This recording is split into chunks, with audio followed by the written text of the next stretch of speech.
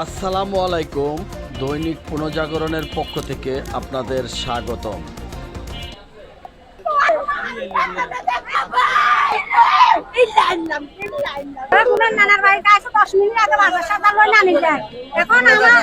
মাদকের বিরুদ্ধে প্রতিবাদী কণ্ঠস্বর স্তব্ধ, সেনবাগে ফাহিমের করুণ মৃত্যু। মাদকের বিরুদ্ধে প্রতিবাদ, সেই প্রতিবাদেই কি কাল হলো দশম শ্রেণীর শিক্ষার্থী ফাহিমের জন্য?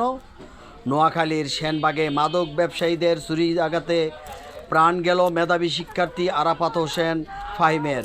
এই ঘটনায় এক এলাকায় চ্যালেঞ্জ সৃষ্টি হয়েছে, নেমে এসেছে শোকের ছায়া, সৃষ্টি হয়েছে তীব্র ক্ষোভ, যেন ঝড় করাতে আমরা বাধা দেওয়াতে এই কারণে ওরা আমাদের হারুন, তারপর আবুল খায়ের, মুমিন, জাহাঙ্গীর। আসলে আমি 1 ঘন্টা দেবী বংশ এলাকায় ঘটে গেল এই নৃশংস হত্যাকাণ্ড। স্থানীয়দের অভিযোগ, এই এলাকায় দীর্ঘদিন ধরে হারুন, জাহাঙ্গীর, আবুল খায়ের ও মনির নামের একদল মাদক কারবারি তাদের অবৈধ ব্যবসা চালিয়ে আসছিল। মাদকসেবী এই বিক্রেতাদের দৌরত্বে বন্ধ এলাকায় তরুণরা রুখে দাঁড়িয়েছিল, তারা গঠন করেছিল পাহারা। এতেই ক্ষিপ্ত হয়ে উঠে মাদক ব্যবসায়ীরা। ফাহিম ছিল বেগমগঞ্জ চৌধুরী বাড়ির বাসিন্দা। ঘটনার দিন সে এসেছিল সেনবাগে তার নানার বাড়িতে বেড়াতে। প্রত্যক্ষদর্শীদের মতে খালার বাড়ি যাওয়ার পথে হাজেরা দিঘির সামনে তাকে একা পেয়ে হারুনের নেতৃত্বে 7 জনের একজন সন্ত্রাসী দল ঝাঁপিয়ে পড়ে।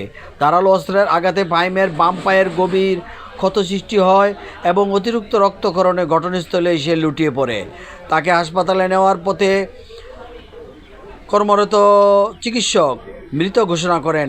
এই হামলায় আহত হয়েছেন আরও 3 জন যুবক, যাদের শরীরে বিভিন্ন স্থানে এলোপাতারি কোপ দেওয়া হয়েছে।